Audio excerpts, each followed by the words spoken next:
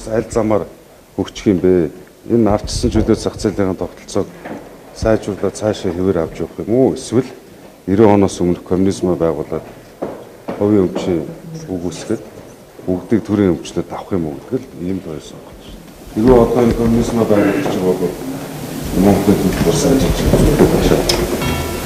За номтой хоёр хэмээх нотой нөхөр ингэж хэлхийг үзэх цаг ирдэг юм байна. Хүн өөрийгөө голохгүй гэж үнэн юм. Энэ итгээд өөрийгөө төр зэрэгтэй зайран төрийн төлөө зүтгэж яваа төр нийгмийн зөвтөлтэй хүн гэж бодоод түүндээ итгэж уучлаарай. Мөнгөний хүчээр л өөрийгөө хэрэгээс мулталж аваад яваад байгаа болохоос биш бандаж гантулга боожгоо мураад хоёроос огт дээрдэх юмгүй харин ч тэднээсээ долоон дор итгээдэлтэй ямар балууныхын төр зүтгэх. Эсвэргээр Монгол төрөөс зайлаад өгвөл монголчууд бид тэр аяараа ашгүйдээ хэмээн баярлана. Тийм болохоор хэлснээрээ хурдхан зайлаад өгөх хэрэгтэй. Хувийн компани дурдж дээр мулгаа хийх гэж их хурл шургал сайд усныгоо төр зүтгэлээ гэж удаад байгаа бол түүн шиг инээдтэй юм гэж алга. Гэхдээ тэгээд бас Монгол улс цаашдаа яаж хөгжих гээд байгаа юм байж гэх шиг аль 2012 оноос хойш 8 жил энэ хүн улсын хуралд 2 удаа сууж 2 ч удаа сайд хийж үзжээ. Энэ хугацаанд эдийн компани хөгжснөө болохоос Монгол улс л хөгжсөнгүй. Монголын төр номтой баяргүйгээр болоод л ирсэн цаашдаач болно. Зайгаа тавиад зайлах хэрэгтэй. Харин тэр зээл хувгаа төлөөрэй.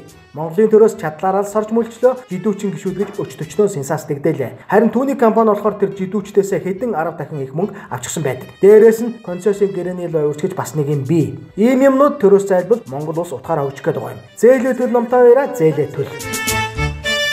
Дээрээс нь Монголын алт компани байна МАК. 3 удаагийн зээлээр 109 тэрбум төгрөг авчихсан. 109 тэрбум төгрөг авчихсан. 109 тэрбум төгрөг авчихсан. Өнөөдөр 238 хоногийн хугацаа итерэлтэй байна. Би энийг хэлээгүй ажлын хэсгийн дүгнэлт хэлж шүү.